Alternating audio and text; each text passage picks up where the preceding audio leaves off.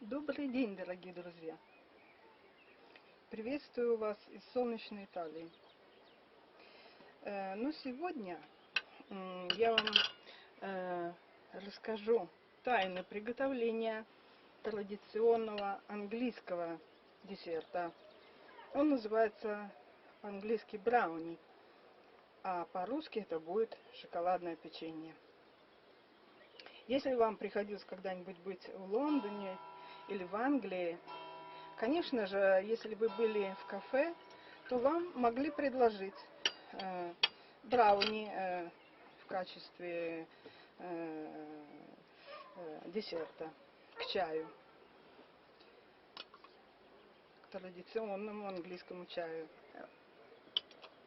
Мне очень нравится это печенье. Оно очень вкусное. И внутрь я положила также имбирь. Это традиционная также русская сладость. И действительно очень-очень приятное на вкус.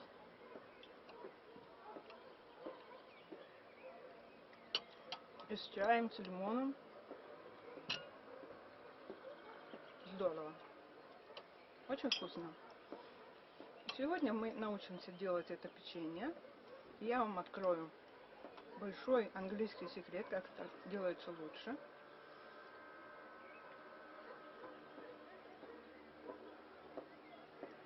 И вы увидите, насколько это просто и практично делать это печенье.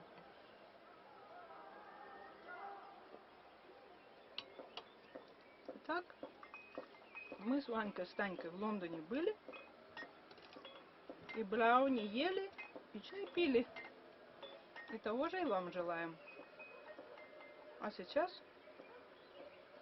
через несколько минут, я вам покажу, как я делаю это печенье и как его делают также и в Англии. Приятного аппетита!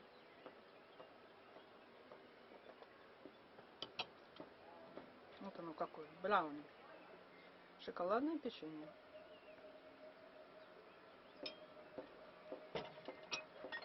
Ванька говорит да.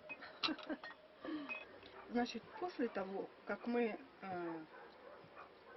хорошо замешали вместе муку, сахар, какао-порошок, оливковое масло, мы добавляем 3 желтка яиц и все это продолжаем хорошо мешать. После этого мы добавляем 100 грамм где-то мягкого сыра, который намазывать на хлеб можно.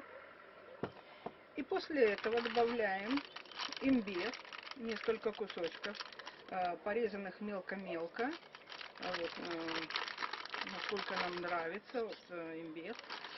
И все это хорошо размешаем, получим тесто. Вот. И английский секрет заключается в том, что в конце всего этого приготовления добавляется к смеси взбитый в белую пену белок, 3 белка от этих 3 яиц. И хорошо размешивается. Поскольку именно белок будет вязать какао с мукой и способствовать образованию именно теста, которое позволит выпечь вот эти брауни.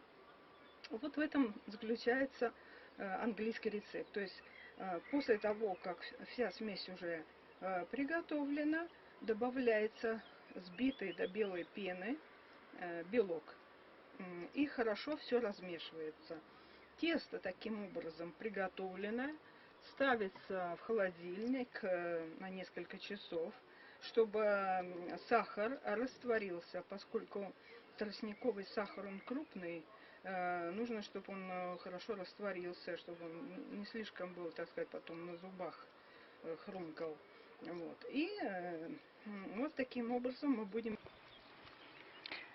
Сегодня такой замечательный солнечный день в горах вблизи от Лекко и Милана. Мне захотелось приготовить шоколадное имбирное печенье. Вообще имбирные пряники — это традициональная русская сладость. В веках была. И есть рецепты. А я сегодня решила приготовить печенье. Замешивая также в тесто какао, в песочное тесто какао. Значит, что мы возьмем для этого песочного теста? Мы возьмем муку, 300 грамм муки, 150 грамм тростникового сахара, около 150 грамм оливкового масла, 75 грамм какао-порошка, 3 желтка, откроем яйца, вскроем яйца и выделим 3 желтка, 10 штучек засахаренного имбира, который мы порежем на мелкие кусочки. И для того, чтобы повязать все вместе, поскольку оливковое масло, как вы знаете, нехорошо, так сказать, вяжется с мукой, нужен посредник. В качестве этого посредника мы возьмем примерно 100 грамм мягкого творожного сыра. И все это замешаем, положим в формы и займемся выпечкой. Вот так. А это вот такой пейзаж видно.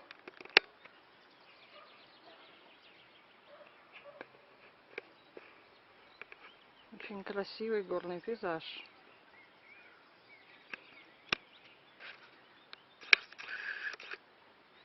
Вот уже черешня с плодами.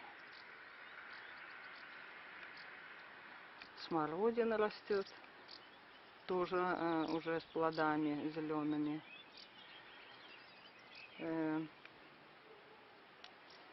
Некоторые цветочки я посадила. Очень красиво. Вот окрестность такая. Очень красивый солнечный день сегодня. Замечательный. Птички поют.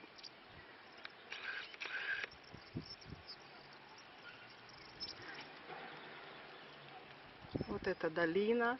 Горная долина. Очень красивая.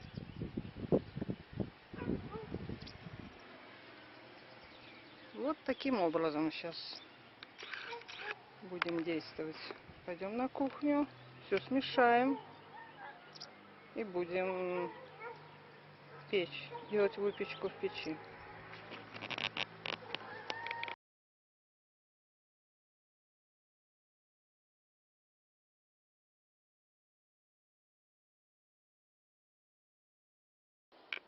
Вот так я приготовила пятислойный гофрированный алюминий из пищевой алюминиевой фольги.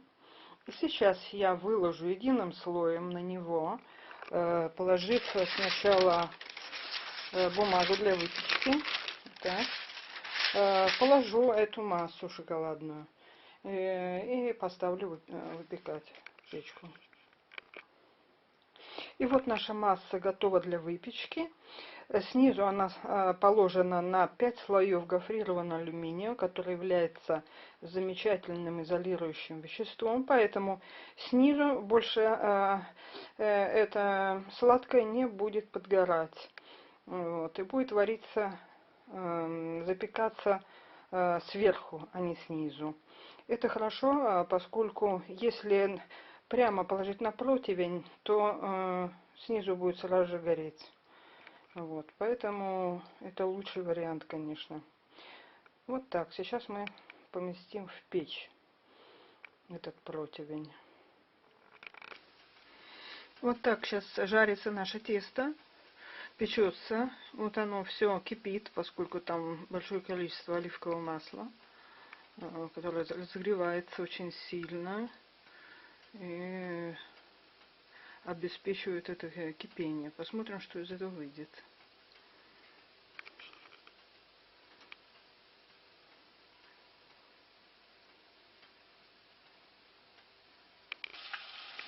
Если тесто при печенье, выпечке поднимается Его нужно проткнуть вилкой. И тогда оно спустится вниз. Вот еще пока печется. Вот, поскольку я уверена, что снизу оно больше не подгорит из-за алюминия, оно печется сверху. И нужно следить, насколько оно готово сверху, насколько оно прожарено сверху. Вот. Как только начнет темнеть, я так понимаю, значит оно уже все хорошо прожарилось. Вот так. Если вы не видите больше шипящего масла поверх слоя этого бисквита, это значит, он уже изжарился, и можно его вынимать из печи.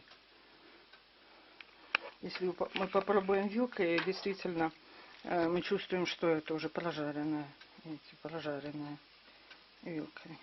Видите, как она входит, уже достаточно туго входит внутрь. Это значит, уже прожарилось.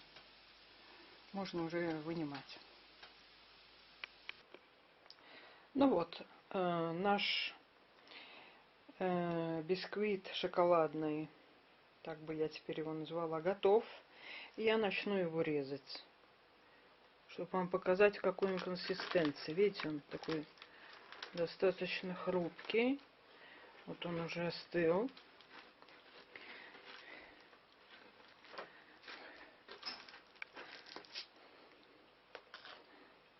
Это, видимо, будет что-то такое похожее на брауни английское. Надо будет сравнить рецепты. Видите, он какой. Вот. Достаточно песочный. Вот. Песочное, сладкое. Я еще его не пробовала.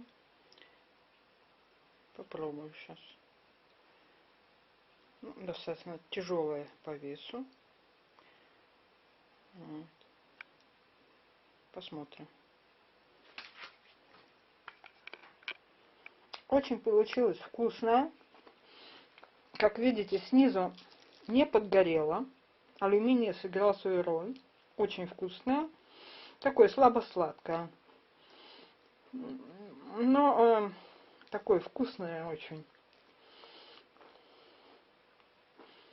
Замечательно. Для чая. В общем, кто не хочет добавить в весе и сладко жить, это вот замечательное решение. Очень диетическое. Видите, вот совсем никак не подгорела. Бумага совершенно белая, не подгоревшая. И низ совершенно не подгоревший, как верх. Очень советую использовать, как я вам показала, для выпечки пятислойную гофрированную алюминиевую фольгу.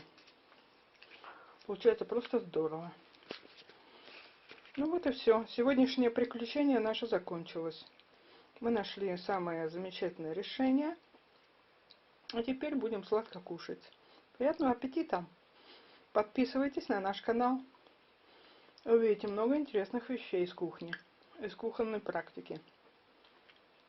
Я бывший научный исследователь, и мне очень нравится копать, так сказать, внутрь, вглубь, и искать необычные решения для самых банальных ситуаций.